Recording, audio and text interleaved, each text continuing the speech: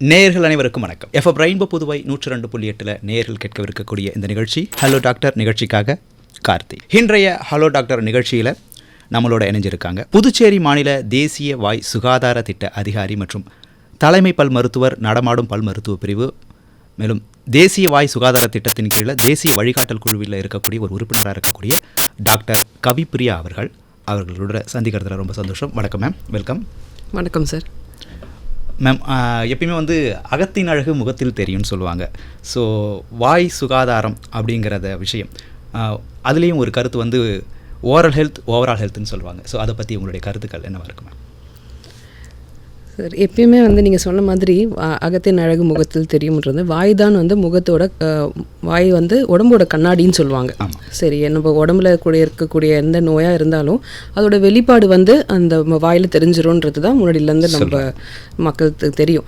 எப்படின்னா, நீங்கள் அந்த காலத்தில் டாக்டருங்க கிட்ட போனீங்கன்னு வைங்களேன். ஸோ இப்போ இருக்கிற லேட்டஸ்ட் டெக்னாலஜியை டெஸ்ட்லாம் இல்லாதப்போ ஃபர்ஸ்ட்டு டாக்டர் என்ன பண்ணுவாங்க, டார்ச் லைட் அடித்து பார்ப்பாங்க, நாக்கு நீட்டுங்கன்னு சொல்லுவாங்க, கண்ணை செக் பண்ணுவாங்க, அப்புறம் நெகங்களை காட்டுங்கன்னுவாங்க. ஸோ இதெல்லாம் ஏன் பார்த்தாங்கன்னா, இதெல்லாம் கிளியர் இண்டிகேட்டர். உங்களுக்கு உடம்புல இப்போ ஒரு மஞ்சக்காமால இருந்துச்சுன்னா அது தெரிஞ்சிடும், இல்லை உங்களுக்கு ரத்த சோவை இருந்துச்சுன்னா நாக்கில் கண்ணில் அது தெரிஞ்சிடும், ஸோ நகத்துலேயும் அது தெரியும். ஸோ இந்த மாதிரி நிறைய விஷயங்கள் நம்மளோட வாய் வழியாக நம்மளுக்கு வெளிப்படும். உடம்போட வெளிப்பாடு வாய் வழியாக நம்மளுக்கு தெரியும். ஸோ அதனால நம்ம வாய் சுகாதாரம்ன்றது ஒரு தனிப்பட்டு வெறும் அந்த பல்லு, ஈறு, அந்த வாய் சுற்றி மட்டும் இருக்கிற இடங்கள்னு மட்டும் இல்லாமல் அதோட கனெக்ஷன் உடம்பு ஃபுல்லாக இருக்குதுன்றது தான் நாங்கள் வலியுறுத்தி சொல்லணும்னு நினைக்கிறேன். அனைத்துமே சம்மந்தப்பட்டதுன்னு சொல்லலாம். கண்டிப்பாக இன்டர் கனெக்டட், எல்லாமே இன்டர் கனெக்டட். Okay ma'am. அப்போ இந்த பாதிப்பு வந்தாலும் இதில் நம்ம மூலமாக அறிஞ்சிக்க முடியும். கண்டிப்பாக. Okay ma'am. இப்போ வாய் சுகாதாரத்தில் மெயினாக நான் ஃபோக்கஸ் பண்ணுறது பற்கள் அப்படிங்கிறது முக்கியமாக எடுத்துக்கலாம். ஸோ பல் பிரச்சனை பார்த்தீங்கனாலே இதை நம்ம தனியாகவே பிரிச்சுக்கலாம். குழந்தைகள் அப்படிங்கிறது அவங்களுக்கு பல் முளைக்கிற வயசு அப்படிங்கிறது அவங்களுக்கு ஒரு தனிப்பட்ட பிரச்சனைகள். வயதானதுக்கு அப்புறம் அவங்களுக்கு ஒரு மாதிரியான பற்களில் இருக்கக்கூடிய பிரச்சனைகள் அப்படின்னு தனியாக பிரிக்கலாம். ஸோ இந்த மாதிரி பற்களில் இப்போ பற்களில் ஏற்படக்கூடிய இந்த பல் சொத்தை அப்படிங்கிற விஷயம் எந்த அளவிற்கு நம்ம அதை எப்படி அதை எப்படி பார்க்கணும், அதை நம்ம எப்படி சரி செய்யணும் அப்படி மாதிரி சில நம்மளுக்கு ரொம்ப காமனாக நம்மளுக்கு பல் டாக்டருக்கு என்ன யோசிச்சாலே நம்மளுக்கு ஃபஸ்ட்டு ப்ராப்ளம்னு பல்லுன்னு நினச்சாலே பல் சொத்தை தான், இல்லைங்களா? ஸோ ரொம்ப ரொம்ப காமனாக இருக்கிற ஒரு பல் சொத்தைன்ற ப்ராப்ளம் எவ்வளோக்கு எவ்வளோ காமனாக இருக்கோ அவ்வளோக்கு அவ்வளோ அது உதாசீனப்படுத்தப்படுதும், அது அக்கறை இல்லாமல் விடப்படுறதும் ஒரு ரொம்ப காமனான ஒரு விஷயமா இருக்குது. அது எப்படி அப்படின்னா, பல் சொத்தை நம்மளுக்கு தெரிஞ்ச உடனே நம்ம எப்படி உங்களோட ஃபஸ்ட்டு தாட் என்ன, பல் வலிச்சா டாக்டர்கிட்ட போகணும். அதுதான் நாங்கள் ஃபஸ்ட்டு மாற்றணும்னு நினைக்கிறது. நம்ம பல் சொத்தைன்றது வலி வந்த பிறகு டாக்டர் கிட்ட போற விஷயம் கிடையாது. ஒரு பல் சொத்தை ஆரம்ப நிலையிலே நம்ம டாக்டர் கிட்ட போனா மட்டும்தான் அந்த பல் சொத்தைக்கான ஒரு லாங் லாஸ்டிங் ட்ரீட்மெண்ட் கிடைக்கும். ஓகேங்களா? இது எல்லா நோய்களுக்கும் பொருந்தும் இல்லையா? டெஃபினட்டா எல்லா நோய்க்கும் பொருந்தும். ஒரு ப்ரிவென்ஷன் இஸ் ஆல்வேஸ் பெட்டர் தென் கியூர்னு சொல்லுவாங்க. பட் பல் சொத்தையை பொறுத்த வரைக்கும் நம்ம இப்போ ஜென்ரலாகவே ஒரு மக்களோட ட்ரீட்மெண்ட் சீக்கிங் பிஹேவியர்னு ஒன்று இருக்குது. அதாவது நம்ம எப்போ டாக்டர் கிட்ட போவோன்றது. இப்போ நம்ம ஜென்ரலாக உடம்பு கண்டிஷனில் இப்போ திடீர்னு ஒரு ஹார்ட் ப்ராப்ளமாக இருந்தால் நம்ம எல்லாம் ஓடி போயிடுவோம் டாக்டர் கிட்ட. ஓகேவா? கண்டிப்பாக உடனே போயிடும். இதே ஒரு பல்லு ப்ராப்ளம்னா நீங்கள் உடனே போவீங்களா, இல்லை பார்த்துக்கலாம், ரொம்ப ஏதாவது தொந்தரவு கொடுத்துச்சுன்னா டாக்டர் கிட்ட போகலாம், ரைட்டுங்களா? இப்படி தான் நம்ம இதான் ட்ரீட்மெண்ட் சீக்கிங் பிஹேவியர்னு நம்ம சொல்லுவோம். ஸோ நம்மளோட அந்த இம்பார்ட்டன்ஸ் லெவல் வாய் ஆரோக்கியத்துக்கு நம்ம ஊர்லன்னு மட்டும் இல்லை, உலகம் முழுவதாகவும் கம்மியாக தான் இருக்குது. ஸோ இந்த ஒரு ட்ரீட்மெண்ட் சீக்கிங் பிஹேவியரை நம்ம மக்களுக்கு விழிப்புணர்வு மூலயமா நம்ம அதிகப்படுத்தணும். அதுக்காக தான் நாங்கள் என்ன சொல்ல வரோம்னா, இப்போ மற்ற டிசீசஸ் மாதிரி இல்லாமல் பல் சொத்தை இருக்கிறதுலே நம்ம ஆல்ரெடி உதாசீனப்படுத்துகிற ஒரு விஷயம். ஸோ அப்போ அதை நம்ம என்ன பண்ணுவோம், வலிச்சா கூட உடனே டாக்டர்கிட்ட போக மாட்டோம். பக்கத்தில் இருக்கிற மருந்து கடையில் போய் மருந்து வாங்கி வலிக்கிறதுக்கு கண்டிப்பாக நம்ம ஏதாவது ஒரு ரெமெடி நம்மளே பண்ணிப்போம். ஸோ அதை தவிர்த்துட்டு நம்ம என்ன பண்ணணும், இப்போ நம்ம டெய்லி நம்ம எப்படி முகத்தை நம்ம கண்ணாடியில் பார்க்குறோமோ அதே மாதிரி நம்மளோட வாயும் நம்ம செல்ஃப் எக்ஸாமின் பண்ணுறது. பல் சொத்தை மட்டும் இல்லை, நம்மளுக்கு வாய் கேன்சரு, ப்ரீ கேன்சரஸ் லீஷன், இந்த மாதிரி எல்லாத்தையுமே ஐடென்டிஃபை பண்ணுறதுக்கு ரொம்ப உதவியான ஒரு விஷயமா இருக்கும். ஸோ ஒரு ஆரம்பத்தில் ஒரு சின்னதாக ஒரு கருப்பு புள்ளி நீங்கள் உங்கள் வாயில் பார்த்துடுறீங்க, உங்களுக்கு வலி சுத்தமாக இருக்காது. ஓகேங்களா? ஒன்று தெரியும், ஃபஸ்ட்டு தெரியும், அட்லீஸ்ட் கீழ்ப்பல்லு தெரியும், மேல் பல்லு நம்மளுக்கு தெரியாது. ஸோ கீழ்ப்பல் அட்லீஸ்ட் உங்களுக்கு கருப்பு கலராக இருக்கும். இல்லை அது தெரியலனாலும் நம்ம ஏதாவது ஒரு சாப்பிட்றப்போ ரொம்ப காமனாக நான் சொல்கிறது ஒரு கொய்யா விதை மாட்டும். ஓகே, இல்லை ஒரு முட்டாய் மிட்டாய் ஏதாவது நீங்கள் சாப்பிட்றப்போ இல்லை எந்த உணவுப் பொருட்கள் சாப்பிட்றப்போ ஒரு கூச்சம் ஏற்படும். ஸோ இந்த மாதிரியான சின்ன ஆரம்ப இண்டிகேஷன்ஸ், அதாவது அந்த நம்மளுக்கு அந்த இருக்குதுன்ற அறிகுறிகள் நம்மளுக்கு தெரிஞ்ச உடனே நம்ம வந்து டாக்டர்கிட்ட போயிட்டோம்னா சிம்பிளாக பல்ல அடைச்சிட்டு வீட்டுக்கு வந்துடலாம். ஓகே, அடுத்து நம்மளுக்கு நிறைய வேலைகள், நிறைய தடவை நம்மளுக்கு வந்து வலியும் அதிகம், நம்மளுக்கு நம்பர் ஆஃப் டைம் டாக்டர் போய் பார்க்குறதும் அதிகம். நம்மளோட கையில் இப்போ ஒரு கவர்மெண்ட் ஃபெசிலிட்டியில் வந்தால் செலவு இல்லை, பட் ப்ரைவேட் ஃபெசிலிட்டியில் போனால் கண்டிப்பாக செலவும் அதிகம் நமக்கு. இப்போ வந்து நம்ம வந்து எப்பயுமே வந்து குழந்தைகள் நம்ம எடுத்துக்கிட்டாலே நம்ம வந்து குழந்தைகள் சாப்பிடலை எதுனா ஒரு சாக்லேட் கொடுத்து ஒரு சுகர் ஆடட் பொருட்களை கொடுத்து அவங்கள சரிகட்ட பார்க்குறோம். ஸோ அவங்களுக்கு சாதாரணமாகவே குழந்தைகள்னாலே இப்போ வந்து இந்த சொத்தை பற்கள் அப்படிங்கிறது ரொம்ப எளிமையாக பரவலாக இருக்கக்கூடிய விஷயமா இருக்குது. அந்தளவுக்கு ரொம்பவே மாறி போச்சு. ஸோ அவங்களுக்கு அந்த சாக்லேட்டை தவிர்க்கிறது நல்லதுன்னு சொல்ல வரீங்களா, இல்லை பற்களை பாதுகாக்கிறதுல என்னைக்கா ஒரு நாள் எடுத்துக்கலாம், அதை நம்ம பராமரிக்கிறத பொறுத்து இருக்குது அப்படிங்கிறது உங்களோட கருத்தாக இருக்கா? ஜென்ரலாகவே வந்து சுகர் இது வந்து இப்போதைக்கு வந்து ரொம்ப ஒரு முக்கியமான ஒரு டாப்பிக்காக நாங்கள் வந்து தேசிய அளவில் வந்து இதை கொண்டு வரோம். சுகர் பாலிசிஸை ஃபார்முலேட் பண்ணலாம் நம்மளோட கண்ட்ரிலன்ற லெவலுக்கு நம்ம யோசிக்கிறோம். ஏன்னா இந்த சுகர் பொருட்கள் பல் சொத்தை மட்டும் இல்லாமல் எகெயின் நம்மளோட உடம்புல நிறைய விஷயங்கள் அது பாதிக்குது. லைக் ஒபிசிட்டி, சின்ன பசங்களுக்கு வர இப்போ வந்து பருமன் அதிகமாக இருக்கிறது, உடல் பருமன், கேலரி அதிகமாக வருது. ஸோ இது வந்து நிறையா இருக்கிறதுனால ஒரு சில இன்டர்நேஷ்னலாக ஒரு சில கண்ட்ரீஸில் சுகருக்கு வந்து பயங்கரமாக டேக்ஸ் போட்டு இருக்காங்க. அந்த பாலிசி வந்து சுகர் வந்து இப்போ நார்மலாக வாங்குறதோட இப்போ எப்படி நம்மளுக்கு டொபாக்கோ ப்ராடக்ட்ஸ்க்கு டாக்ஸஸ் போடுறாங்களோ அந்த மாதிரி சுகரும் ஒரு தீமையான ஒரு பொருட்கள் தான். ஸோ அதுக்கு ஒரு பயங்கரமாக டேக்ஸ் போட்டு அதோட யூசேஜை கம்மி பண்ணணும்லாம் இருக்குது. பட் இன்னும் நம்ம அந்த அளவுக்குலாம் இன்னும் போகலை. நம்மளுக்கு இன்னும் அதெல்லாம் போகிறதுக்கு ரொம்ப நிறையா நாள் இருக்குது. பட் இப்போதைக்கு நம்மளோட ஸ்டெப்பில் நம்ம முயற்சியில் நம்ம கண்டிப்பாக சுகரை வந்து குறைக்கணும். நம்ம intake of sugar especially children and adults எல்லா வயசுனருக்கும் அந்த சுகரை வந்து கண்டிப்பாக குறைக்கிறது ரொம்ப ரொம்ப நல்லது. அதே மாதிரி இப்போ வந்து நீங்கள் பசங்களுக்கு போய் இப்போ ஆல் ஆஃப் அ சடன் இந்த நிகழ்ச்சியை கேட்டவுடனே வீட்டில் இருக்கிற பேரண்ட்ஸ் எல்லாரும் பசங்களுக்கு இனிமேட்டு சாக்லேட்டே கிடையாதுன்னு சொன்னால் அது இருக்காது. ஸோ நம்ம என்ன பண்ணலாம் அப்படின்னா நம்ம கண்டிப்பாக கொஞ்சம் அப்பப்போ பசங்களுக்கு கொடுக்கலாம் இனிப்பு பொருட்கள். பட் அதை கண்டிப்பாக அதுக்கப்புறம் மெயின்டைன் இமீடியட்டாக பண்ணிக்கிறது ரொம்ப நல்லது. ஃபார் எக்ஸாம்பிள் வாய் சுகாதாரத்துக்கு பொறுத்த வரைக்கும் நான் வந்து ஒரு யூஸ்வலாக ஒரு விஷயம் சொல்லுவேன், கேட்பேன். ஒரு கிளாஸஸ் ஸ்கூல்ஸ்க்கெல்லாம் போனால் ஒரு 2 குரூப்பாக நம்ம பிரிச்சிடலாம் பசங்களை. ஒரு குரூப் பசங்களுக்கு வந்து நம்ம வந்து 10 மிட்டாய் கொடுத்துட்றோம், இன்னொரு குரூப்புக்கு 10 மிட்டாய் கொடுத்துட்றோம். இந்த 10 பேர் என்ன பண்ணுறாங்க, உடனே அந்த 10 மிட்டாயை கொடுத்த வேகத்தில் சாப்பிட்டு முடிச்சிடுறாங்க. இந்தாண்டு பக்கம் இருக்கிறவங்க ஒன்றா சாப்பிட்றாங்க ஒரு மணி நேரத்துக்கு. ரெண்டுத்துல யாருக்கு சொத்து அதிகம் வரும்? எல்லாருக்குமே சொத்து அதிகம் வரும். ரொம்ப அதிகமாக வர சான்ஸ் யாருக்கு? அதிகமாக சாப்பிட்றவங்களுக்குன்னு சொல்லாமல் ஒரே டைமில் குரூப் ஏ இல்லை குரூப் பிக்கு தான் வரும். எப்படி மேம் இது? இது வந்து எப்படி பார்த்தீங்கன்னா இப்போ வந்து இந்த ஒரு சொத்தை ஃபார்ம் ஆகிறதுக்கு 4 ஃபேக்டர் இருக்குது. ஒன்று வந்து நமக்கு பல்லு வேணும் ஃபஸ்ட்டு சொத்தை ஆகிறதுக்கு. ரெண்டாவது வந்து உங்களுக்கு பாக்டீரியா வேணும். மூணாவது வந்து எவ்வளோ நேரம் அந்த பாக்டீரியா அந்த வாய்க்குள்ள அந்த சுகரோடு இருக்குது. ஸோ 4th சப்ஸ்ட்ரேட் வந்து சுகர். ஸோ இது எல்லாமே வந்து சேர்ந்து நம்மளுக்கு ஒரு டைமில் ஆக்ட் பண்ணுறப்ப தான் உங்களுக்கு சொத்தை வருது. இப்போ உங்களுக்கு 10 சாக்லேட் ஒரே டைமில் சாப்பிட்றவங்களுக்கும் கெட்டது தான். ஆனால் வந்து அவங்க அந்த டைமோட முடிஞ்சிருச்சு, அவங்களோட வாயில் அந்த pH லெவல் வந்து கம்மி ஆகல, ரெடியூஸ் ஆகல. பட் ஆனால் இந்தாண்ட குரூப் பிக்கு என்ன ஆகுது, ஒரு மணி நேரத்துக்கு அந்த சப்ஸ்டன்ஸ் மெயின்டைன் ஆகிட்டே இருக்கு. ஸோ வாயில் வந்து பார்த்தீங்கன்னா சுகரு அந்த எல்லா பாயிண்ட் நீடட் ஃபார் கேரிஸ் எல்லாமே இருந்துகிட்டே இருக்கு for a long duration of time. அப்போ அவங்களுக்கு வர்றதுக்கான சான்சஸ் அதிகம். இப்போ குழந்தைகளுக்கு பார்த்தீங்கன்னா பற்கள் வந்து எளிமையாக விழுந்துடும். ஸோ அதனால் வந்து சொத்தை பற்களை வந்து அந்த அளவுக்கு நம்ம வந்து பயப்படணுன்ற ஒரு அவசியம் இருக்கா, இல்லைனா வந்து அது பரவும் அப்படிங்கிறது வந்து ஒரு விஷயமா இருக்குது. சொத்தை பற்கள் வந்து பரவுமா அந்த பாக்டீரியாக்கள் இருக்கிறதால? ஸோ அவங்களுக்கு வந்து அந்த சொத்தை பற்களை வந்து ரொம்பவே நம்ம கேர் எடுத்துக்கணும்னு நினைக்கிறீங்களா? கண்டிப்பாக குழந்தைங்களுக்கு வந்து நம்ம எல்லாரும் நீங்கள் சொல்கிற மாதிரி இதுதான் காமன் தாட். ஊர் ஃபுல்லாக அது விழற பல்லு தானே எங்ககிட்ட கேட்பாங்க, அதுக்கு போய் என்னங்க ரூட் கெனால் அது இது சொல்கிறீங்க. ஸோ இப்போ ஒரு குழந்தை வந்து ஒரு பிறந்த உடனே 6 மாதத்தில் முதல் பல்லு முளைக்க ஆரம்பிக்குது, கரெக்டுங்களா? அந்த முதல் பல்லு முளைச்சி ஒரு பை 3 இயர்ஸ் அந்த குழந்தைங்களுக்கு ஃபுல் செட் ஆஃப் பல்லு வந்துடுது. ஆனால் இப்போ நான் பார்க்குறது என்னென்னா அந்த 4 வயசு குழந்தைங்களுக்கு பாதி பல்லு மேலே காணா வாயில். இதுதான் இப்போத்திய ரீசெண்ட் ட்ரெண்டு, கேரிஸ் ட்ரெண்டு. நம்ம ஒரு ப்ரைமரி ஸ்கூலில் போய் ஒரு பிள்ளைய வந்து பார்க்குறோன்னா மோஸ்ட்டாக அந்த பிள்ளைங்களுக்கு ஒரு 6-7 பல்லுங்களுக்கு மேலே சொத்தையாக இருக்குது. அது விழுந்துடுதா மேம்? பல்களே விழுந்துடுது. ஓகே, இப்போ நீங்கள் வந்து ஃபஸ்ட்டு எதிரில் இருக்கிற பல்லு வச்சுக்கோங்களேன், அது 6 வயசில் விழ ஆரம்பிக்கும். ஓகே ஃபைன், அது விழுந்துடுது, நீங்கள் புது பல்லு வந்துடுது நீங்கள் நினச்சிக்கலாம். ஆனால் 3 வயசில் முளையிற ஒரு கடவா பல் குழந்தைக்கு 12-13 வயசில் விழும். ஆனால் நீங்கள் 4-5 வயசுலேயே அந்த குழந்தைக்கு அந்த பல்லு சொத்தையாகி அந்த குழந்தைக்கு வந்து அந்த பல்லை எடுத்துடுறோம் இல்லைனா சொத்தையாக இருக்குன்னா அந்த பல்லு முளையிறதுக்கு எத்தனை வருஷம் ஆகும்? 3 வயசுல அந்த சொத்தையாயிடுச்சு. 13 வயசுல அது முன்ன 10 வருஷத்துக்கு அந்த குழந்தைக்கு அந்த பல்லு இல்லாம இருக்கும்.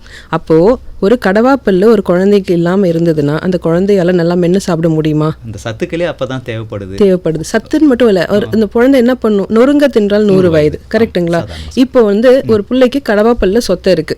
இப்போ நமக்கே ஒரு பல்ல சொத்தை இருக்கு, நான் அந்த சைடு சாப்பிடுவோமா? நம்ம வேற பக்கம் அதை டைரக்ஷனை மாத்துவோம். இப்போ இமேஜின் பண்ணுங்க, அந்த குழந்தையால கடிக்க முடியாது, வலிக்கும். ஓகே, சாப்பாடு விழுங்க தான் பார்க்கும். அப்ப அந்த மெல்ற அந்த ஆக்ஷன் வந்து அந்த chewing or breaking down of food வந்து சின்ன வயசுல இருந்தே குழந்தைகளுக்கு மறந்துடும். இதுதான் பேசிக் இல்லையா? பேசிக் நமக்கு தேவைப்படுற ஒரு, ஏன்னா சத்துக்கள் இருந்தால் தான் நம்ம வளர்ச்சி எல்லாமே அதை சார்ந்து தான். கண்டிப்பா. சத்துன்றது நம்ம என்ன சொல்றோம்னா டைஜஷன் வச்சுக்கோங்களேன். ஒரு டைஜஷன், நம்ம சாப்பிட்ற உணவு வந்து நல்லா செரிமானம் ஆனாதான் அதோட அப்சார்ப்ஷன் நல்லா இருக்கும், நம்ம உடம்புக்கு ஆரோக்கியம் கிடைக்கும்.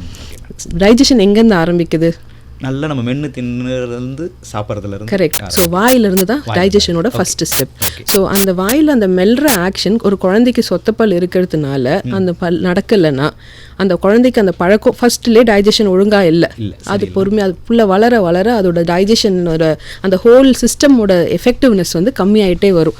ஸோ அவங்களுக்கு வந்து என்ன ஆகும், அவங்களோட ஹெல்த் வந்து கண்டிப்பாக லாங் ரன்ல டெட்டியூரேட் ஆகிட்டே தான் வரும். அப்போ நீங்கள் சொல்லுங்கள், அந்த 3 வயசில் அந்த குழந்தைக்கு அந்த பல் சொத்தையை நான் அடைக்கிறது இம்பார்ட்டன்ட் இல்லையா? ரொம்ப அவசியம் நான் நினைக்கிறேன். நீங்கள் சொன்னதுல இருந்து ரொம்பவே சூப்பராக சொன்னீங்க.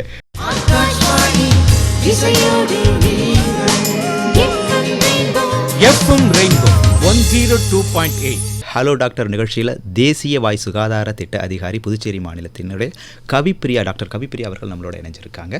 ஸோ நம்ம வந்து நம்ம கேட்டிருந்தோம் பல் சொத்தை இந்த மாதிரி பிரச்சனைகள் பேசிகிட்டு இருந்தோம். அடுத்தது நம்ம ஈறு பிரச்சனைகள் அப்படிங்கிறத பற்றி நம்ம இப்போ சில கேள்விகள் கேட்கலாம்னு நினைக்கிறேன். ஸோ ஈறுகளில் ஏற்படக்கூடிய பிரச்சனைகள் அது வாய் வழியில் சுகாதாரத்தில் எந்த விதத்தில் பாதிப்பை ஏற்படுத்துது அப்படிங்கிறத உங்களுடைய கருத்துக்கள் சொல்லுங்கள். நம்ம ஊரில் ஈறு பிரச்சனை வந்து ஒரு சைலண்ட் டிசீஸ்ன்னு சொல்லுவோம். ஓகே, சைலண்ட் டிசீஸ்னால் என்னன்னா அந்த நோய் வந்து நம்மளுக்கு இருக்கிறதே நம்மளுக்கு தெரியாது, அதுதான் சைலண்ட் டிசீஸ். அதே மாதிரி ஒரு வேர்ல்டு லெவலில் ப்ரிவலன்ஸ்னால் எத்தனை பேருக்கு ஈறு பிரச்சனை இருக்குதுன்னு நம்ம பார்த்தோம்னா நம்ம ஒரு 85-90% பேருக்கு மேலே ஈறு பிரச்சனைகள் இருக்குது. ஸோ இப்போ நம்ம ஒரு 10 பேர் எடுத்தோம்னா 8-9 பேருக்கு கண்டிப்பாக ஈறு பிரச்சனை இருக்கு. ஆனால் அது யாருக்கும் பிரச்சனைன்றதே தெரியாது, இல்லை, அதை எடுத்துக்கிறதும் இல்லை டெஃபினட்டாக. ஏன்னா அது உங்களுக்கு எந்த ஒரு தொந்தரவும் உங்களுக்கு காட்டுறது இல்லை இல்லையா? அது வலி கொடுக்கறது கிடையாது, ஒன்றுமே உங்களை ஒரு வீக்கம், ஒரு ரத்தம் வர்றது வரும். எப்படின்னா ஒரு ஸ்லைட்டாக ஒரு ப்ளீடிங் இருக்கும். நம்ம நார்மலாக பல்லு விளக்குறப்போ அது இன்ஃபார்ம் பண்ணும் நம்ம கிட்ட. எச்சு நம்ம துப்புறப்போ பார்த்தீங்கன்னா ரத்தம் வரும். இப்போ நீங்கள் டிவிலெல்லாம் அட்வர்டைஸ்மெண்ட் பார்த்துருப்பீங்க, ஒரு ஆப்பிள் கடிச்சிட்டு வருவாங்க, கலர் அந்த ரத்த சுவடு இருக்கும். எக்ஸாக்டா. ஸோ இந்த மாதிரியான ஒரு இனிஷியல் சைன்ஸ் வந்து கம் டிசீசஸ்க்கு வந்து வந்துடும். அந்த ப்ளீடிங் கம்ஸ்ங்கிறது ஒரு இனிஷியல் சைன். இதை நம்ம பார்த்த உடனே நம்ம என்ன நினைப்போம், ஏதோ ஒரு நாள் பிரச்சனை மாதிரி நம்ம எடுத்துக்கிட்டு சரியா போயிடும். நம்ம அதே மாதிரி மக்கள் என்ன பண்ணுவாங்க, அந்த சைடு ரத்தம் வருதுன்னா அந்த சைடே பல்ல விளக்க மாட்டாங்க. ரைட்டுங்களா? ரத்தம் வரும் இல்ல, அதனால அந்த சைடு பண்ண மாட்டாங்க. ஸோ ஏன் இந்த ரத்தம் வருது, எதுக்காக இந்த சைன் வருது அப்படின்னா, நம்ம பாயில வந்து பாத்தீங்கன்னா நிறைய நுண்படலம், பிளாக்குன்னு ஒரு நுண்படலம் இருக்கும். இந்த நுண்படலம் வந்து 24 to 48 மணி நேரத்துல கிளீன் பண்ணலன்னா அது வந்து உங்களுக்கு ஹார்டா காரையா மாறிடும். அது படிமானமா மாறிடும், காரை மாதிரி மாறிடும். அந்த காரையோ இந்த அழுக்கோ படிமானம் இருக்கிறதுனால ஈருல வந்து இன்ஃப்ளமேஷன் நடக்கும். இன்ஃப்ளமேஷனோட ஒரு சைன் தான் ப்ளீடிங். அந்த ஈறு வீக்கும், லைட்டா ஈறு வீங்கி போயிருக்கும். ஓகேங்களா? ஆனா உங்களுக்கு வலி இருக்காது, வலி சுத்தமா இருக்காது. ஸோ அந்த அழுக்கு தங்குறதுனால உங்களுக்கு ஈறு வீக்கம் வருது, ரத்த கசிவு வருது. ஸோ நீங்க அந்த சைடு பல்லு விளக்காம விட்டீங்கன்னா என்ன ஆகும், அதிகமா உங்களுக்கு டெபாசிட் இருக்கும், அதிகமா அழுக்கு படியும், அந்த ப்ராசஸ் அதிகமாகும். இந்த காரை அதிகமாக உங்களோட ஈரோட லெவல் இறங்கிட்டே வரும். ஸோ ஈரு தேய்மானம் நடக்கும். ஈரோட ஹைட் வந்து பாத்தீங்கன்னா ஒரு கிரவுன் போர்ஷன் கிட்ட இருக்க வேண்டிய ஈர் அப்படியே இறங்கி வேறு தெரிய ஆரம்பிச்சுட்டே வந்துடும், கீழே இறங்கி வந்துடும். ஸோ இதனால என்ன ஆகும், சுத்தி இருக்கிற எலும்பு கரைய ஆரம்பிச்சிடும். சுத்தி இருக்கிற எலும்பு கரைய ஆரம்பிச்சிச்சுன்னா உங்களுக்கு பல்ல ஆட்டம் கொடுத்துரும். ஸோ உங்களுக்கு வந்து சீக்கிரமா பல்லு இழப்பு ஏற்பட்டுடும். அப்போ இந்த காரைகளால் மட்டும்தான் இந்த பிரச்சனையா, இல்லை அதில் வைரஸ் பாக்டீரியாக்கள் அப்படிங்கிறதும் ஒரு ப்ராப்ளம்? டெஃபினட்டாக வந்து காரை ஃபார்ம் பண்ணுறதுனால மட்டும் இல்லை, பாக்டீரியா வந்து இம்பார்ட்டன்ட் ரீசன். வாய் நோய்க்கான எல்லா விஷயங்கள்லையும் bacteria plays a very important ரோல்னு வச்சுக்கோங்களேன். ஸோ கண்டிப்பாக கிருமிகள் வந்து ஒரு ரீசன் இருக்கு. இந்த ஈறு பிரச்சனை ரெண்டா பிரிப்போம் நாங்கள். அதாவது எகிற அளவில் இருந்ததுன்னா அது வந்து ஜிஞ்சவைட்டிஸ்ன்னு சொல்லுவோம். அந்த போன் எல்லாம் இன்வால்வ் ஆகி அந்த பெரிடான்டல் லிகமெண்ட்னு இருக்கும், ஒரு பல்ல வந்து பாதிப்பு இருந்தால் பெரிடான்டைட்டிஸ்ன்னு சொல்லுவோம். ஸோ ஒரு நம்ம ஃபர்ஸ்ட் நீங்கள் எனக்கு கேள்வி கேட்டீங்க தெரியுமா, நிறைய விஷயத்துல வந்து உடம்போட எப்படி நம்ம கனெக்டடுன்ட்டு. உங்க ஒரு சக்கரை நோயாளியா இருந்தாங்கன்னு வைங்களேன், ஒரு டயபெட்டிஸ் மெலிட்டிஸ் நோயில பாதிக்கப்பட்ட ஒருத்தவங்களுக்கு ஈறு பிரச்சனை அதிகமாச்சுன்னா சுகர் வேல்யூ இன்க்ரீஸ் ஆகும். சுகர் வேல்யூ அதிகமாச்சுன்னா ஈரில் சீழ்கட்டிகள் அதிகமாக வரும். இந்த பிரச்சனைகளே டெஃபினட்டா ஒரு இன்டராக்ஷன் இருக்கு. அதே மாதிரி ஈறு வந்து நம்ம ஒழுங்கா மெயின்டைன் பண்ணலன்னா, உங்களுக்கு ஒரு பிரெக்னன்ட் லேடியா இருந்தாங்கன்னா அவங்களுக்கு வந்து அதிக ஈறு பிரச்சனை இருந்தா குறை பிரசவமோ இல்லைன்னா லோ பர்த் வெயிட் பேபிஸ் பிறக்கிறதுக்கான பாசிபிலிட்டியும் இருக்கு. ரொம்ப முக்கியமான விஷயமா இருக்கு. டெஃபினட்டா அதோட கனெக்ஷன்ஸ் வந்து இருக்கு. ஸோ ஈறு பிரச்சனை வந்து இவன் ஒரு சைலண்ட் டிசீஸா இருந்தாலும் நிறைய சிஸ்டமிக் டிசீசஸோட கனெக்டடான ஒரு விஷயமா இருக்கு. பற்களில் தான் அந்த முக்கியமான நரம்புகள் வந்து அமைஞ்சிருக்குன்றதை நம்ம புரிஞ்சுக்கலாம். உடம்பில் இருக்கக்கூடிய நரம்புகள் வந்து எல்லாத்துலேயும் இருக்கிறது தான். பட் ஆனால் சிஸ்டமிக் கனெக்ஷன் வந்து அந்த பாக்டீரியாவோட அதிகமாக இருக்கிறதுனால பெரிடான்டல் கண்டிஷன்ஸில் ஒரு இப்போ நினச்சி பாருங்களேன், சீழுங்க வந்து ஒரு கட்டியாக ஒரு இடத்துல ஒரு சுகர் பேஷண்ட் வந்துட்டே இருக்கும், அதை அமுக்கி விட்டால் சரியாகும்வாங்க, அப்புறம் அடுத்த இன்னொரு இடத்துல அந்த கட்டி வரும். ஸோ இது வந்து சிஸ்டமிக் கனெக்ஷன். நரம்புகளோட பெரிய கனெக்ஷன் நம்ம சொல்ல முடியாது, பட் சிஸ்டமிக் கனெக்ஷன்னால உங்களுக்கு டிசீசஸ் வந்து ஓரல் ஹெல்த்தில், அதாவது ஒரு periodontal problem can cause other problems also. இப்போ வந்து ஈறுகள் வீக்கம் அப்படின்னு சொல்கிறதால வந்து இப்போ நம்மளுடைய உடம்பினுடைய இருக்கக்கூடிய முக்கிய வாயில்னு சொல்லலாம், வாய் தான் வாயில்னு சொல்லலாம். ஸோ எல்லாமே உள்ள உணவுப் பொருட்களிலேருந்து காற்றுலேருந்து எல்லாம் இந்த பக்கம் போகிறதால இந்த துர்நாற்றம் அப்படிங்கிற விஷயம் வந்து ரொம்பவே வந்து மனநிலையில் அளவில் நம்ம யோசிக்க வேண்டியதாக இருக்குது. வாய் துர்நாற்றம் அப்படிங்கிறது ரொம்ப பெருசாக பார்க்கக்கூடிய ஒரு விஷயமா இருக்குது. ஸோ அதுக்காக நம்ம நிறையவே எடுத்துக்க வேண்டிய சில விஷயங்கள் வந்து நம்மளே வாய் துர்நாற்றத்தை போக்கணும்னு சொல்லிட்டு சில விஷயங்கள் இருக்குது. வாய் துர்நாற்றம் அப்படிங்கிறது எப்படிலாம் ஏற்படும், எதனால் ஏற்படும், அதை எப்படி தவிர்க்கலான்ற மாதிரி சொல்லுங்கள். ஜென்ரலாகவே வந்து ஒரு ஈறு பிரச்சனையோட ரொம்ப காமனாக அசோசியேட் ஆகிறது வாய் துர்நாற்றம். ஓகே, ஸோ அந்த வாய் துர்நாற்றம் வந்து உங்களுக்கு வந்து எப்படி இருக்கும் அப்படின்னா ஒரு ஃபவுல் ஸ்மெல்லுன்னு சொல்லுவோம் இல்லையா. ஸோ நீங்கள் வாயை திறந்து பேசுனீங்கன்னா பக்கத்தில் இருக்கிறவங்க வாய் கடிச்சு விழுந்துடுற ரேஞ்சுக்கு இருக்கும். ஸோ இது வந்து ஜென்ரலாக வெறும் வாய் ப்ராப்ளம்னால மட்டும்தான் வருதானா இல்லை. அதனால தான் நான் முன்னாடி நான் சொன்ன மாதிரி சிஸ்டமிக் ப்ராப்ளம்ஸ் ஏதாவது இருந்ததுன்னா, ஃபார் எக்ஸாம்பிள் ஒரு சுகர் பேஷண்ட்டாக இருக்காங்க, கிட்னி பேஷண்ட்டாக இருக்காங்க, சில பேரோட அந்த பிரெத்திலே வந்து அந்த ஆர்டர் வந்து மாறி போயிடும். ஸோ அந்த மாதிரி உள்ள அண்டர்லையிங் சிஸ்டமிக் காசஸ் இருக்கான்னு பார்க்கணும். ரொம்ப காமனாக பார்த்தீங்கன்னா வயிறு புண்ணு சொல்கிறோம் இல்லையா, அல்சர் இருந்ததுன்னா டெஃபினட்டாக வாயில துர்நாற்றம் வரும். ஓகே, அது ரொம்ப காமன் காஸ். வாயில இருக்கிற அழுக்குங்கனால வர துர்நாற்றம் ஒரு புறம் இருந்தாலும் உடம்போட பாதிப்புனால வர துர்நாற்றமும் இன்னொரு பகுதி. ஸோ நம்ம அட்ரஸ் பண்றப்போ வாயை மட்டும் கிளீன் பண்ணிட்டு, வாயில மட்டும் இப்போ ஒரு சில பேர் என்ன பண்ணுவாங்க, சூயிங்கம் போடுவாங்க, இல்லைன்னா மவுத் வாஷ் யூஸ் பண்ணுவாங்க, இல்லைன்னா இப்போ அந்த ஸ்ப்ரேஸ் எல்லாம் இருக்கு, அந்த ஸ்ப்ரேஸ் எல்லாம் அடிச்சுக்கிறாங்க. இதெல்லாம் வந்து எப்படின்னா ஒரு காலில் முள்ளு கொத்திடுச்சு, அந்த முள்ளை வந்து எடுக்கல, ஆனா சுத்தி மட்டும் நான் வந்து ஜெல்லு மருந்து எல்லாம் தடவிட்டே இருக்கேன், ஆனா வந்து கரெக்டா கட்டு போடுறேன், ஆனா இன்னும் உள்ள எடுக்கல. சோ தி ரூட் காஸை வந்து நம்ம வந்து அட்ரஸ் பண்ணணும் டெஃபினட்டா. இப்போ ஒரு வாய் வழியா வர ஒரு துர்நாற்றமா இருந்தா கிளீன் பண்ணி அதை மெயின்டைன் பண்றதுனால, கம் ஹெல்த் இம்ப்ரூவ் பண்றதுனால, பல் சொத்தைங்களை அடைச்சு அந்த ப்ராப்ளமை சால்வ் பண்றதுனால உங்களுக்கு அது சரியாகும். ஆனா இதுவே வந்து உடம்புல வர துர்நாற்றமா இருந்தா வாயில நீங்க என்னதான் ஸ்ப்ரே அடிச்சாலும் அந்த காசை நம்ம சரிப்படுத்தாம நம்மளுக்கு வந்து அது சரியாகாது. ஸோ நம்ம கண்டிப்பா ஒரு டாக்டர் பார்த்து ஐடென்டிஃபை பண்ணணும் எதனால நம்மளுக்கு அந்த துர்நாற்றம் ஏற்படுதுன்னு.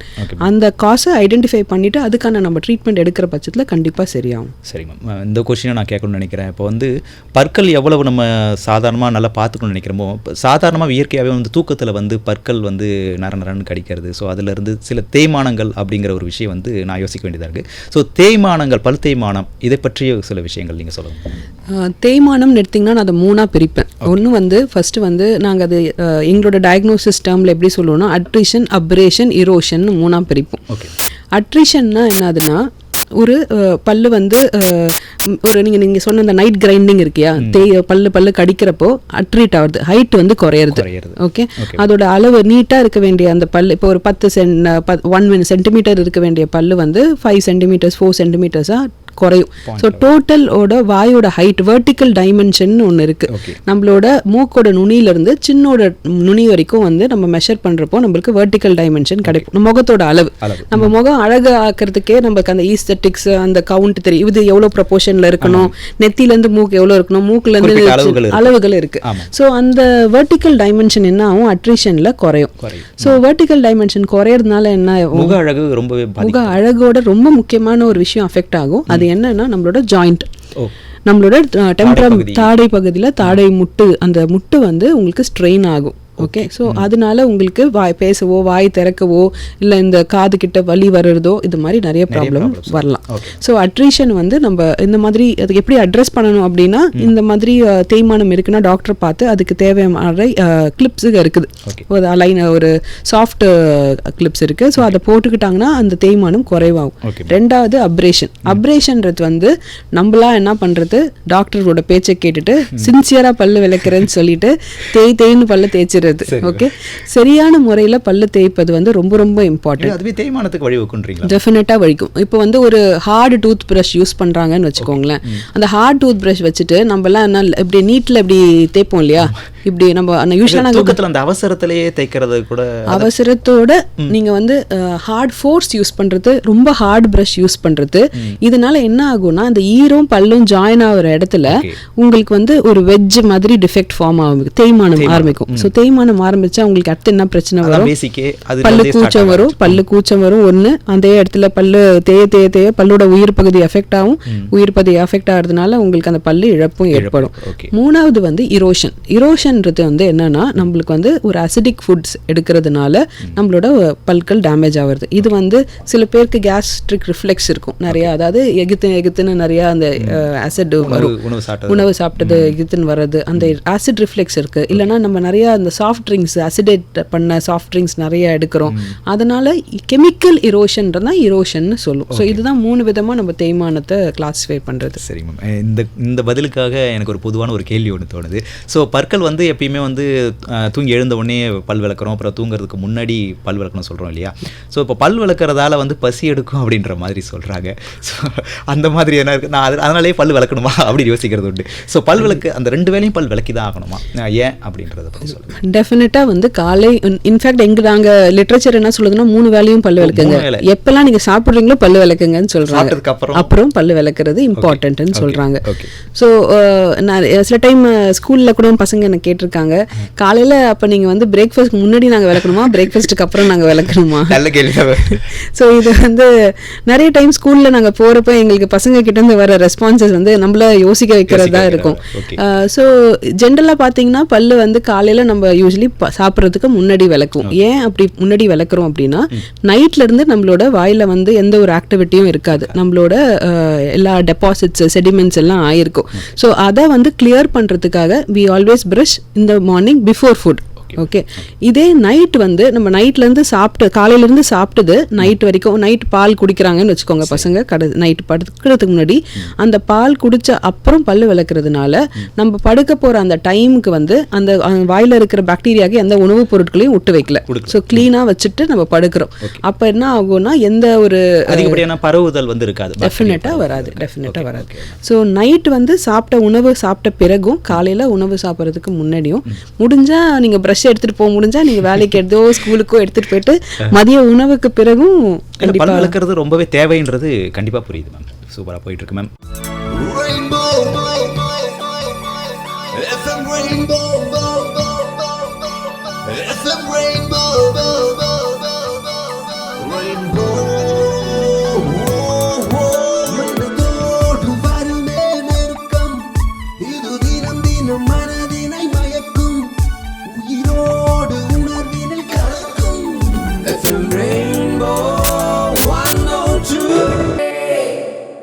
ஹலோ டாக்டர் நிகழ்ச்சியில் புதுச்சேரி மாநில தேசிய வாய் சுகாதார திட்ட அதிகாரி டாக்டர் கவிப்பிரியா அவர்கள் தான் இணைஞ்சிட்டு இருக்காங்க. நம்மளுடைய சந்தேகங்களுக்கு பதில் சொல்லிக்கிட்டு இருக்காங்க.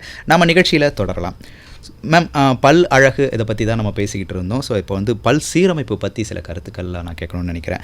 ஏன்னா வந்து நம்மளுடைய இப்போ வந்து முக அழகு அப்படிங்கிறத நமக்கு கான்ஃபிடென்ஸ் அப்படின்னு நினைப்போம். ஸோ பற்கள் எந்த அளவிற்கு வந்து பாதுகாப்பானதாகவும் வலிமையானதாகவும் இருக்குதோ அழகும் நம்ம இப்போ வந்து பார்க்க வேண்டியதாக இருக்குது. ஸோ நம்ம முற்காலத்தில் வந்து அதை வச்சே நம்மளுடைய நிறைய விஷயங்கள் வந்து மாறிப்போனதும் உண்டு முக அழகு. ஸோ பல் சீரமைப்பு அப்படிங்கிறது அழகு மட்டும் இல்லாமல் பாதுகாப்புக்கும் எந்த அளவிற்கு பயனுள்ளதாக இருக்கும்?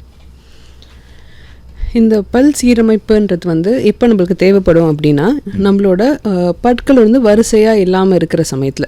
ஓகே, ஸோ இந்த பற்கள் வந்து ஃபஸ்ட்டு இதுக்கு போகிறதுக்கு முன்னாடி ஒரு சில பழக்கங்கள் நான் சொல்லிடுறேன். ஃபார் எக்ஸாம்பிள், ஒரு கை சப்பர பழக்கம் நம்ம குழந்தைங்களுக்கு காமனாக இருக்குது. இந்த கை சப்பர பழக்கம் ஒரு 3 வயசுலேருந்து ஸ்டாப் ஆகிடணும் நார்மலாக. அதில் ஒரு 5 years மேக்ஸிமம். ஓகே, வேறு வழியே இல்லைன்னா ஒரு 5. ஆனால் அதுக்கு மேலெல்லாம் வந்து அந்த கை சப்பர பழக்கம் இருந்ததுன்னா உங்களுக்கு என்ன ஆகும்னா உங்களோட பற்கள் வந்து தூக்கிட்டு வர ஆரம்பிச்சிடும். ஸோ இது வந்து எதனால பல்லு தூக்குதுன்றதுக்கான காரணம் முதல்ல பார்த்துடலாம். இது வந்து ஒன்று. சில பேருக்கு பேசுகிறப்போ நம்ம நாக்கு என்ன பண்ணுன்னா அந்த பல்லை வெளியே தள்ளும். அவங்களுக்கு வந்து 2 பல்லுக்கு நடுவில் நாக்கு உள்ள வெளியே வர மாதிரி இருக்கும். ஸோ அந்த நாக்கு தள்ளுறதுக்கு பேர் நாங்கள் டங் த்ரஸ்டிங்னு சொல்லுவோம். ஸோ அந்த மாதிரி இருந்தாலும் பல்லில் கேப் விழுறதோ பல்லு ப்ரொக்ளைன் ஆகிறதோ இருக்கும். சில பசங்க நம்மட்டு கடிக்கிற மாதிரி உதட்ட கடிச்சிட்டே இருப்பாங்க. கீழ் உதடு கடிச்சிட்டே இருக்கிறப்போ கீழ்த்தாடு பல்லு உள்ள உள்நோக்கி வளையும், மேல் பல்லு வெளியே வரும். ஸோ இந்த மாதிரியான ரீசன்ஸ் எகெயின் இருக்கலாம். ஸோ இதெல்லாம் ஏன் நான் சொல்கிறேன்னா, குழந்தைங்களுக்கு இந்த மாதிரி இருந்ததுன்னா இதெல்லாம் உடனே ஐடென்டிஃபை பண்ணால் நம்ம இந்த மாதிரி சீரமைப்பு பிரச்சனைகளை அவாய்ட் பண்ணலாம். அப்போ சிறிய வயதிலே வந்து சீரமைப்பு பிரச்சனைகளுக்கு கண்டிப்பாக சொல்யூஷன் உண்டு. அந்த இன்டர்வென்ஷன் சொல்லுவோம். இன்டர்செப்டிவ் ஆர்த்தோடான்டிக்ஸ்னு ஒன்று இருக்குது. இன்டர்செப்டிவ்னா வரதுக்கு முன்னாடி அதை தடுக்கிறது. ஸோ ப்ரிவென்டிவ், நடுவில் அந்த ப்ராசஸில் அதை படியான அதை வழி நடத்துகிற மாதிரி அதை கொண்டு போகிறது. அதுக்கப்புறம் ஆர்த்தோடான்டிக்ஸ். ஸோ இதெல்லாம் வந்து நம்ம வந்து ஒரு யூஸ்வலாக கிளிப்பு போடணுன்னு வரவங்க வந்து ஒரு 8வது 10வது அந்த டைமில் வரப்போ தான் நம்ம கிட்ட கிளிப்பு போடணுன்னு வராங்க. ஆனால் நிறைய ஒரு போன் சேஞ்சஸ் எல்லாமே வந்து 8லேருந்து 10 வயசில் எங்கள் கிட்ட வந்தாங்கன்னா நம்மளால கரெக்டான சொல்யூஷன் அவங்களுக்கு கொடுக்க முடியும். ஸோ ஒரு பல்லில் மட்டும் சீரமைப்பு வர்றது கிடையாது. எலும்புலையும் வந்து தூக்கிட்டு இருக்கும். எலும்பு ஃபுல்லாக வளராமல் இருக்கும். அந்த எலும்போட பொசிஷனை மாற்றி அமைக்கிறக்கூடிய தன்மை வந்து போன் மாடிஃபிகேஷன்ஸ் வந்து யங்கர் ஏஜில் பண்ணலாம். அதை மிஸ் பண்ணிட்டோம் அப்படின்னா 18 வயசுக்கு மேலே எலும்புக்கான சர்ஜரிஸ் பண்ணி தான் அதை வந்து கரெக்ட் பண்ண முடியும். ஸோ இதுக்கு பெஸ்ட்டு வந்து பார்த்தீங்கன்னா நம்மளுக்கு ஐடியா இருக்கணும் எதனாலலாம் நம்மளுக்கு வந்து பல்ல தூக்கிட்டு இருக்கிறதுக்கு காரணம் அமையலாம். ஸோ சில டைம் வந்து இந்த எந்த காரணமும் இருக்காது. ஜெனட்டிக்காக வந்து பார்த்தீங்கன்னா என்ன ஆகும்னா, ஒரு அம்மாவுக்கு வந்து பெரிய பற்கள் இருக்கலாம், அப்பாவுக்கு வந்து சின்ன தாடை இருக்கலாம். தாடை. ஸோ ஒரு சின்ன தாடையில் அம்மாவோடைய பெரிய பற்கள் வரப்போ இடம் பத்தாது. ஸோ உங்களுக்கு க்ரௌடிங் வரும். முன்ன பின்ன பல்லுகள் நெருக்கமாக இருக்கும். அதே மாதிரி ஆப்போசிட், ஒரு பெரிய தாடையில் சின்ன பற்கள் இருந்ததுன்னா கேப் நிறையா ஃபார்ம் ஆகிடும். ஸோ நம்ம வந்து ரீசன்ஸ் வந்து நம்ம ஆக்சுவலாக எதனால நம்மளுக்கு வந்து பற்களில் சீரமைப்பு பிரச்சனை இருக்குதுன்றதை கண்டுபிடிக்கணும். ஹேபிட் ரிலேட்டடா இல்லை அமைப்புனாலே மட்டும்தான் சீரமைப்பா, அதில் பல்லில் சீரமைப்பு பிரச்சனையா எலும்புல சீரமைப்பு பிரச்சனையா.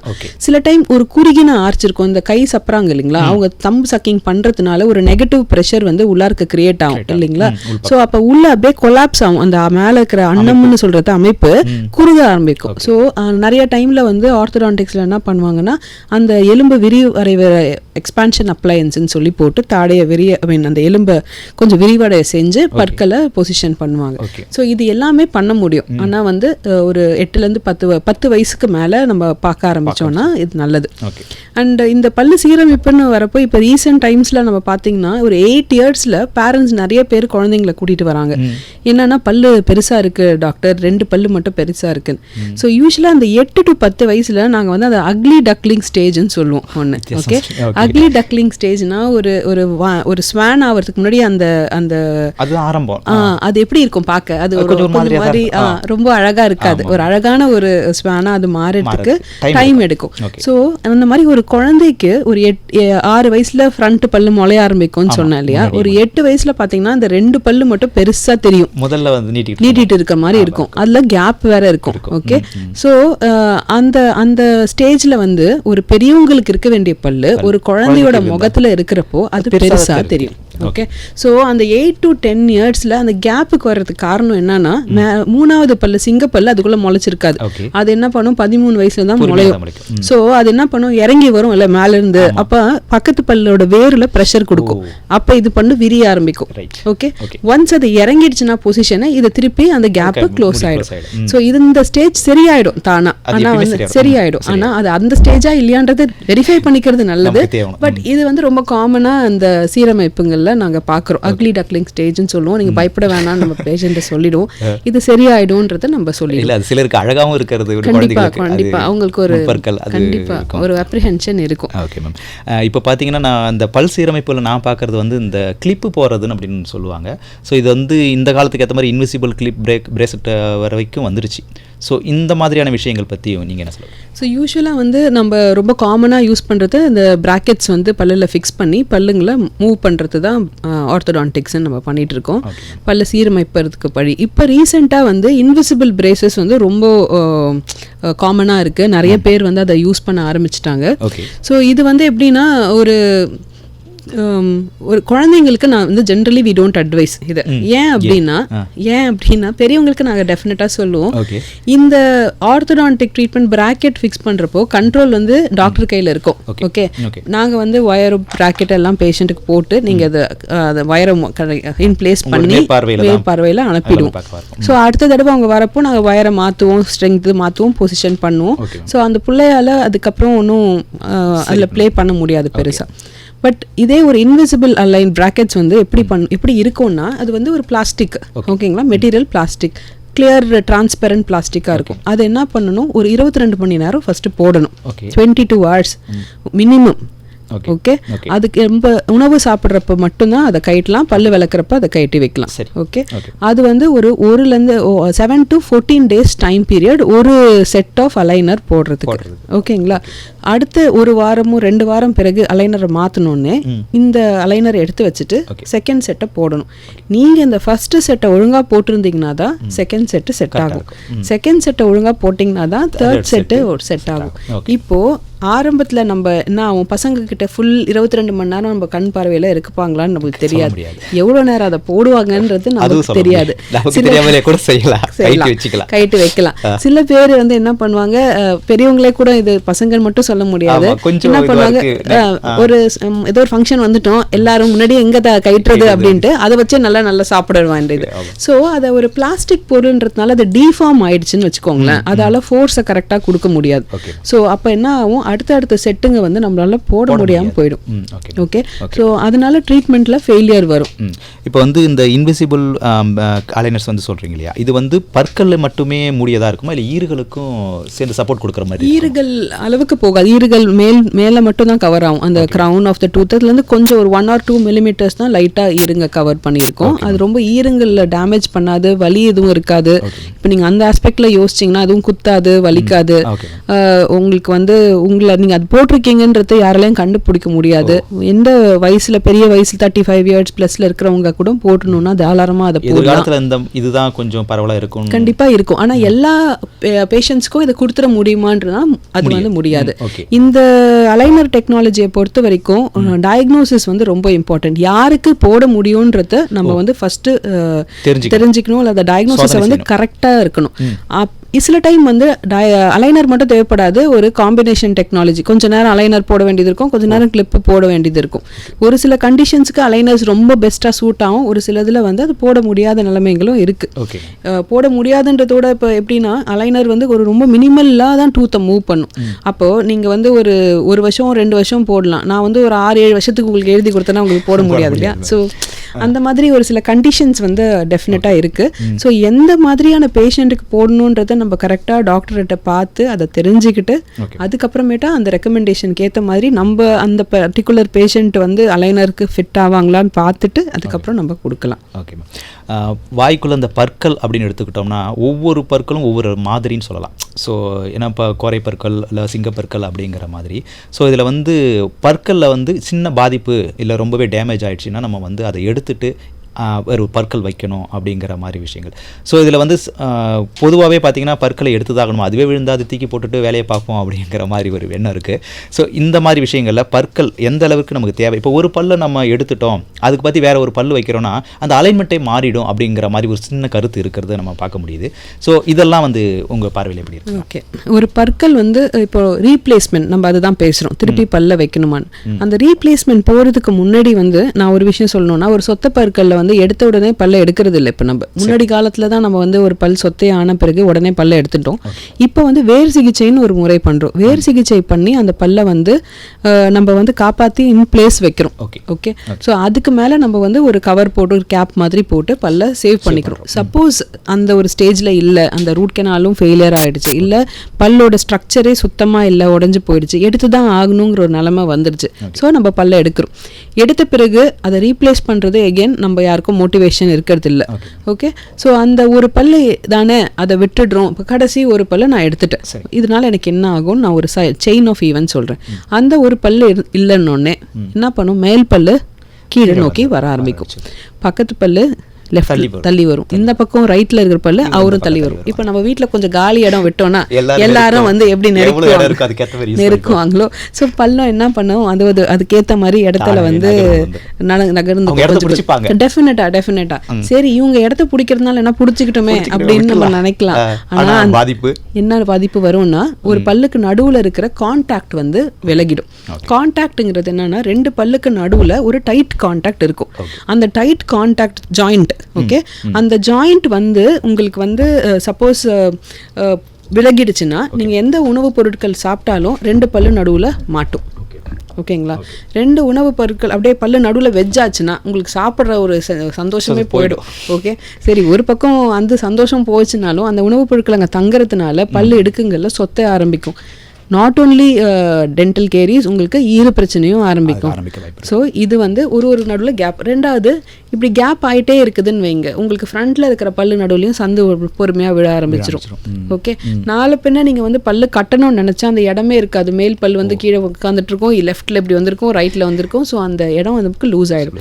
சரி, இதனால அகெயின் இந்த ஸ்டெப்ஸ் எல்லாம் தாண்டி நம்மளுக்கு என்ன, சூயிங் எஃபிஷியன்சி கம்மியாயிடும். நம்மளால சரியாக மெல்ல முடியாது. எல்லா பல்லு நடுவுலையும் கேப் வந்துச்சுன்னா பொறுமையாக நம்ம மெல்றதே நம்மளுக்கு பிடிக்காது. ஸோ நம்மளோட சூயிங் எஃபிஷியன்சி நம்மளுக்கு கம்மியாயிடுச்சுன்னா நம்மளுக்கு வந்து டைஜஷன் ப்ராப்ளம் வரும். ஸோ நான் முன்னாடி சொன்ன மாதிரி நம்மளுக்கு அது ஒரு செயின் ஆஃப் ஈவென்ட்ஸ் நடக்கும். ரொம்ப முக்கியமான பாதிப்புகளை ஏற்படுத்தக்கூடிய விஷயம். டெஃபினட்டா. ஓகே, சூப்பராக சொல்லிட்டு இருக்கீங்க. FM rainbow Puduvai 102.8 hello doctor நிகழ்ச்சி தான் கேட்டுக்கிட்டு இருக்கீங்க. புதுச்சேரி மாநில தேசிய வாய் சுகாதார திட்ட அதிகாரி மற்றும் தலைமை பல் மருத்துவர் டாக்டர் கவிப்பிரியா நம்மளோட நிகழ்ச்சியில் இணைஞ்சிருக்காங்க. அவங்ககிட்ட பேசலாம். மேம், நம்ம வந்து கடைசியாக பல் இம்ப்ளான்ட்ஸ் பற்றி நிறையா விஷயங்கள் பேசிக்கிட்டு இருந்தோம். ஸோ இந்த பல் இம்ப்ளான்ட்ஸில் வந்து இருக்கக்கூடிய ஒரு அதிநவீன சிகிச்சை முறைகள்லாம் நிறைய இப்போ வந்துடுச்சு. ஸோ அதை பற்றி, அதோடைய டைப்ஸ் பற்றி நீ கொஞ்சம் சொல்லிங்கன்னா கொஞ்சம் நல்லாயிருக்கும். இப்போ பல்லு கட்டணும்னு நம்ம நினைக்கிறோன்னு வச்சுக்கோங்க. இப்போ பல்லு இல்லை, நம்ம பல்லு கட்டணும்னு நினச்சிட்டோம் இந்த நிகழ்ச்சியை கேட்ட பிறகு. ஸோ நம்மளுக்கு என்னென்ன ஆப்ஷன்ஸ் அவைலபிளாக இருக்குது அப்படின்னு பார்த்தோன்னா, ஃபர்ஸ்ட் கைட்டி போடுற மாதிரி பல் செட்டுங்கள் இருக்குது. ஓகே, அது ஒன்று. அது பிளாஸ்டிக்கில் இருக்கும், கைட்டி போடுற மாதிரி இருக்கும். ரெண்டாவது ஃபிக்ஸட் ப்ராஸ்டடான்டிக்ஸ்ன்ட்டு ஃபிக்ஸடாக பல்லு கட்டுற முறை. அதில் வந்து பார்த்திங்கன்னா உங்களுக்கு வந்து ஒரு பிரிட்ஜ் மாதிரி பண்ணுவாங்க. எப்படின்னா, ஒரு பல்லு இல்லைன்னா அதோட பக்கத்தில் இருக்கிற இந்த பக்கமும் அந்த பக்கமும் இருக்கிற பல்ல சின்னதாக்கிட்டு இணைச்சு ஒரே பிரிட்ஜ் மாதிரி போடுவாங்க. ஸோ இந்த மாதிரி ரெண்டாவது முறையில் பல்லு கட்டலாம். அதில் நிறையா மெட்டீரியல்ஸ் வெரைட்டிஸ் இருக்குது. மெட்டலில் இருக்குது, செராமிக், ஆல் செராமிக்னு நிறைய விதமான மெட்டீரியல்ஸில் அந்த ஃபிக்ஸட் பண்ணுறாங்க. இப்போ நம்ம சில பேர் நினைக்கலாம், எனக்கு ஏன் என் பக்கத்தில் இருக்கிற ரெண்டு நல்ல பல்ல நீங்கள் குறைக்கிறீங்க, எனக்கு எந்த பல்லு இல்லையோ அந்த மட்டும் சரிப்படுத்துங்க.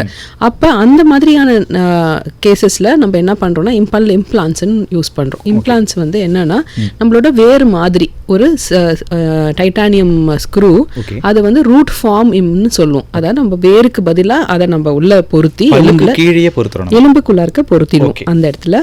அதை எலும்போட நம்ம வந்து ஒரு 3 to 4 மாசத்துக்கு வந்து ஆசியோ இன்டெகிரேஷன் சொல்லுவோம் அந்த ப்ராசஸ். அதாவது எலும்போட அதை இணைக்க வைப்போம். இணைக்க வச்ச பிறகு அதுக்கு மேல நம்ம பல்ல பொருத்திடலாம். ஸோ இதனால என்ன நல்லது நம்மளுக்குன்னா, பக்கத்துல இருக்கிற 2 பல்ல நம்ம குறைக்க மாட்டோம். வெறும் எந்த பல் இல்லையோ அதை வரைக்கும் நம்ம பொருத்திக்கலாம். ஸோ நம்ம ஒரு கட்டணும் நம்ம நினச்சோன்னா நம்ம மைண்டில் இந்த 3 ஆப்ஷன்ஸ் நம்ம வச்சுக்கணும். இந்த 3 விதத்தில் நம்ம கட்டலாம். இந்த இம்ப்ளான்ட் வந்து சிங்கிள் டூத் இம்ப்ளான்ட்டும் இருக்குது, மல்டிபிள் இம்ப்ளான்ட்ஸும் இருக்குது. முழுசா பல் செட்டு போடுறவங்களுக்கும் அது வந்து இம்ப்ளான்ட் சப்போர்ட்டட் கம்ப்ளீட் டென்ச்சர்ஸும் இருக்கு. கம்ப்ளீட் டென்ச்சர்னா முழு பல் செட் இல்லைங்களா? யூஸ்வலா முழு பல் செட்டு நம்மலாம் பார்த்திருப்போம், ஒரு டம்ளர்ல மேல கீழே கட்டி போட்டு வச்சிருப்பாங்க. எப்படாவது கழட்டி விழுந்துருமான்ற கூட சில பேருக்கு இருக்கலாம். சோ அது மாதிரி வேண்டாம்னா இம்ப்ளான்ட் சப்போர்ட்டட் கம்ப்ளீட் டென்ச்சர்ஸ் நம்ம ஸ்க்ரூ பண்ணிடலாம். அது நம்ம கைட்ட வேண்டிய அவசியம்லாம் இருக்காது, ஃபுல்லாவே அப்படி இருக்கும். இப்போ நீங்க இம்ப்ளான்ட்ஸ்ல வந்து அந்த ஸ்க்ரூ பண்ணதை பத்தி சொன்னீங்க இல்லையா, அது கொண்டு அந்த ஸ்க்ரூ வந்து கொஞ்சம் அசைவதற்கு ஏதாவது வாய்ப்பு இருக்கா? பல்லுடைய திசை மாறுறதுக்கு? திசையெல்லாம் மாறாது சார். இப்போ எப்படின்னா அது வந்து ஸ்க்ரூன்னு நம்ம சொல்லக்கூடாது, அது வந்து ரூட் ஃபார்ம். நம்ம இம்ப்ளான்ட்ன்றது ஒரு இம்ப்ளான்ட் ரூட் ஃபார்ம் தான் நாங்கள் சொல்லுவோம். ஸோ அந்த இம்ப்ளான்ட்டை நம்ம வந்து உள்ள வைக்கிறப்போ அதோட எலும்புல வந்து அது ஃபிக்ஸ் ஆயிடுது, டைம் கொடுத்துரும். அதுக்கப்புறம் அதுக்கு மேல ஒரு அபாட்மெண்ட் ஃபிக்ஸ் பண்ணும். ஓகேங்களா? அந்த அபாட்மெண்ட்டுக்கு மேல தான் நம்ம வந்து பல்லோட கேப் போடுவோம். சில டைம் என்ன ஆகலாம், இந்த கேப்பும் அந்த போர்ஷன்ல வந்து சில டைம் லூஸ் ஆக வாய்ப்பு இருக்கலாம். ஸோ அது வந்து நம்மளால திருப்பி டைட் பண்ணிக்க முடியும், அது கரெக்டாக கொண்டு வந்துட்டா நான் செஞ்சிட முடியும். அதே மாதிரி எல்லா விஷயங்களும் அந்த ஈர பிரச்சனைகள் வந்து நார்மல் டூத்லயும் வரும், இம்ப்ளான்ட்லயும் வரும். ஸோ கண்டிப்பா இருக்கும். நீங்க உங்களோட மெயின்டெனன்ஸ் இருக்கு இல்லையா, நம்மளோட பராமரிப்பு தான் அடுத்த ஸ்டெப் நம்ம கவனம் செலுத்துறது.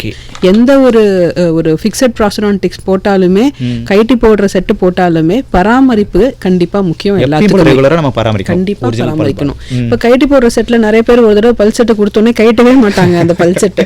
ஸோ கைட்டாம என்ன ஆகும்னா, நீங்க சாப்பாடெல்லாம் உள்ள சேர்ந்து ஃபங்கல் இன்ஃபெக்ஷன்ஸ் உங்களுக்கு வந்துடும். எகர்ல இந்த அன்னம் பகுதியில எல்லாம் வந்து ஃபங்கல் இன்ஃபெக்ஷன்ஸ் வந்துடும். ஸோ ஒரு கைட்டி போடுற பல் செட்டா இருந்தா டெஃபினட்டா அந்த பல் செட்டை கைட்டி வாஷ் பண்ணி நம்ம பல்லு விளக்குற மாதிரி அதையும் ப்ரஷ் பண்ணி அதுக்கப்புறம் தான் நம்ம போடணும். அதனால ஒன்ஸ் போட்டுட்டதுனால அவ்வளவுதான் செட்டு நம்மளுக்கு வந்துடுச்சுன்னு நம்ம நினைக்க கூடாது. நீங்க ஃபங்கல் பத்தி சொல்றதால வந்து பாத்தீங்கன்னா இப்ப அல்சர் அப்படிங்கிற விஷயமும் கேன்சர் அப்படிங்கிற விஷயமும் நம்மளுடைய மெல்லிய தோல் பகுதி தான் வாயிலுக்குள்ள இருக்கிற அந்த தோற்கள் சொல்லலாம். ஸோ இந்த மாதிரியான விஷயங்கள் பத்தின உங்கள் கருத்துக்கள் என்ன இருக்கு? ஸோ யூஸ்வலாக வந்து ஒரு அல்சர்ன்றது வாய்ப்புண் ரொம்ப காமனாக. இப்போ வந்து நம்மளுக்கு ஜென்ரலாக ஒரு எக்ஸாம் டைம் வருது, இல்லைனா நைட்டு சரியாக தூக்கம் இல்லாமல் இருக்குது, இல்லை உடம்புல வந்து ஜென்ரலாக நம்ம சொல்லுவோம்ல சூடு அதிகமாகிடுச்சுன்னு சொல்லுவாங்க, சூடாக இருக்குது அப்படின்னு அது என்ன நம்ம நிறையா சொல்லுவோம். ஸோ இந்த மாதிரியான ஒரு ஸ்ட்ரெஸ் உடம்புக்கு வர டைமில் ஸ்ட்ரெஸ்ஸோட ஒரு வெளிப்பாடாக வந்து நம்மளுக்கு அல்சர்ஸ் வந்து காமனாக வரும். அதே மாதிரி ஒரு விட்டமின் சத்து குறைபாடுகள் இருந்தாலும் நம்மளுக்கு வாயில் புட்கள் வரும். ஸோ இந்த வாய் புண்ணு வந்து ஒரு 2 வாரத்துக்குள்ளே ஆறிடும் ஜென்ரலா. இந்த வாய் புண்ணு 2 வாரத்துக்கு மேல ஆறாத வாய் புண்ணா இருந்தா அதை உடனே வந்து என்னன்னு டெஸ்ட் பண்ணிக்கணும். அது வந்து கேன்சருக்கான அறிகுறிகள். இப்ப நான் அப்படி சொல்றேன். பாயிண்ட் 1. 2வது, நம்மளோட ஈறுகள் ஈரன்னு நம்மளோட வாய்க்குள்ள இருக்கிற அந்த சீக்ஸ்ன்னு சொல்லுவோம் இல்லையா, பக்கல் மியூக்கோசா, லிப்ஸ், இது எல்லாமே வந்து பிங்க் கலர்ல இருக்கும். இந்த பிங்க் கலர்ல இருக்கிற அந்த சீக் டிஷ்யூ தோட்கள் வெள்ளை கலராவோ இல்ல சிகப்பு கலராவோ மாற்றம் ஏற்பட்டா நம்ம அதை உடனே என்னன்னு செக் பண்ணிக்கணும். ஓகே. மூணாவது பாயிண்ட் வந்து ஒரு வளர்ச்சி growth. ஓகே, அது வந்து கட்டியா இருக்கலாம், ஓகேவா, இல்ல ஒரு காலிஃப்ளவர் மாதிரி ஒரு growth-ஆ இருக்கலாம். ஏதாவது ஒரு எக்ஸ்ட்ரா growth நம்ம வாயில இருந்ததுன்னா, அந்த ஸ்வெல்லிங்கோ growth-ஓ இருந்ததுன்னா அது வந்து நம்ம என்னன்றதை கண்டிப்பா செக் பண்ணி பார்க்கணும். 4வது விஷயம் வந்து இப்போ வந்து சில பேர் வந்து என்ன பண்ணுவாங்க, அந்த ஒரு நல்லா இருக்கும் அவங்களோட குரல், திடீர்னு ஒரு பீரியட் ஆஃப் டைம்ல பாத்தீங்கன்னா குரல் வந்து கரகரப்பு ஏற்படும், ஹோர்ஸ்னஸ் ஆஃப் வாய்ஸ்ன்னு சொல்லுவோம். உடையறது இல்ல, கரகரன்னு இருக்கும் ஒரு மாதிரி, அந்த கிளியர்னஸ் வராது, சளி பிடிச்ச மாதிரி ஒரு கரகரப்பு ஏற்படும். ஸோ அந்த மாதிரி ஹோர்ஸ்னஸ் ஆஃப் வாய்ஸ் திடீர்னு மாறுது, நல்லா தான் இருந்தவங்க திடீர்னு குரல் மாறுது அப்படின்னா உடனே அவங்க என்னன்னு பண்ணணும். முழுங்க முடியல, சாப்பாடு வந்து முழுங்க முடியல, ஓகே, டிஃபிகல்ட்டி இன் ஸ்வாலோயிங், அந்த மாதிரி இருந்தாலும் என்னன்றத நம்ம உடனே. உள்நாக்குக்கும் அதிகமாக பங்கு இருக்கு இல்லையா? உள்நாக்குல பங்குன்னு இல்லை, ஒரு தொண்டையில ஒரு இது வந்தாலும் இல்லை நாக்குல ஒரு லீஷன் வந்தாலும் நம்மளால என்ன பண்ண முடியாதான், சரியா முழுங்க முடியாது. ஸோ இந்த மாதிரி சயின்ஸ் இது காமனாக எதனால வருது அப்படின்னு நம்ம யோசிச்சோன்னு வச்சுக்கோங்களேன். இப்போ ஒரு நம்ம வந்து ரொம்ப ஒரு கெட்ட பழக்கங்கள், லைக் ஒரு புகையிலை மாதிரி புகையிலை பழக்கங்களுக்கு நம்ம அடிமை ஆறதுனால, அந்த புகையிலை வந்து விஷயங்கள் இருந்ததுனால அது வந்து உங்களுக்கு கேன்சர் உண்டாக்கிடும். ஒன்று.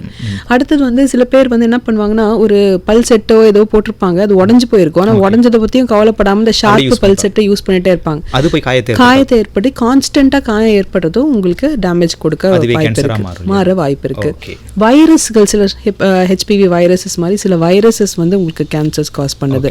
அதே மாதிரி ஒரு ரொம்ப ஸ்பைசியாக நம்ம எடுத்துக்கிறது, ரொம்ப ஸ்பைசி ஃபுட்ஸும் again these are all common reasons for oral கேன்சர்னு வச்சுக்கோங்க.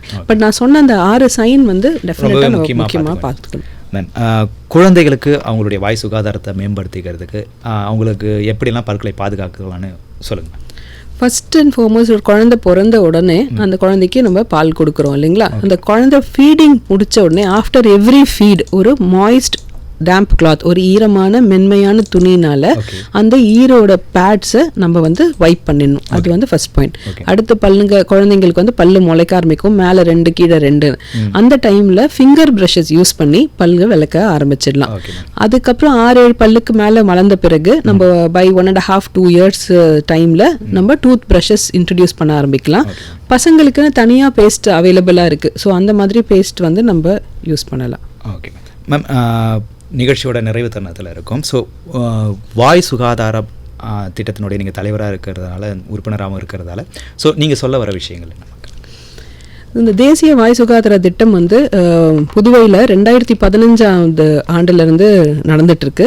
இந்த திட்டத்துக்கு கீழே நாங்கள் என்ன பண்ணியிருக்கோம்னா, நம்ம ஆல்ரெடி கவர்மெண்ட் ஹாஸ்பிட்டலில் இருக்கிற டென்டல் ஓபிடிங்களோட செட்டப்ஸை இம்ப்ரூவ் பண்ணுறோம். லைக் டிஜிட்டல் எக்ஸ்ரேஸ் கொண்டு வந்திருக்கோம், பழைய சேருங்க உள்ள புது சேராக ஆக்கியிருக்கோம், நவீன டெக்னாலஜிஸை இன்ட்ரடியூஸ் பண்ணுறோம். எக்ஸிஸ்டிங் செட்டப்பை இம்ப்ரூவ் பண்ணுறது மட்டும் இல்லாமல் புதுசாக ப்ரைமரி ஹெல்த் சென்டரில் டென்டல் ஃபெசிலிட்டி, டென்டல் கிளினிக் ஆரம்பிச்சிருக்கோம். இதனால பொதுமக்களுக்கு வந்து இலவச பல் மருத்துவ சேவை அங்கே அவங்களுக்கு வழங்கப்படுது. அவங்க அதுக்கான இதை அனுபவிச்சுக்கலாம். அந்த நாங்கள் ஒரு பல் அடைக்கிறதா இருந்தாலும் எடுக்கிறதா இருந்தாலும் அவங்க வீட்டு பக்கத்துலேயே அந்த சேவையை அவங்க உபயோகிச்சுக்கலாம். இந்த ப்ரோக்ராம் மூலயமா நாங்கள் வந்து உலக வாய் சுகாதார தினம் 20 மார்ச் அன்னைக்கு கொண்டாடுறோம். இந்த மார்ச் மாதம் முழுவதும் நாங்கள் அந்த உலக வாய் சுகாதார மாதமாக அனுசரிக்கிறோம். ஸோ இதை வந்து நாங்கள் நிறைய விழிப்புணர்வு நிகழ்ச்சி, இந்த terms of walkathon, rally, oral cancer screening camp, mass tooth brushing program ஸ்கூல்ஸில், ப்ரைமரி ஸ்கூல் சில்ட்ரன்ஸ்க்கு education, old age homes, special children அவேர்னஸ்ன்னு மல்டிபிள் நிகழ்ச்சிகள் நாங்கள் நடத்திட்டு இருக்கோம்.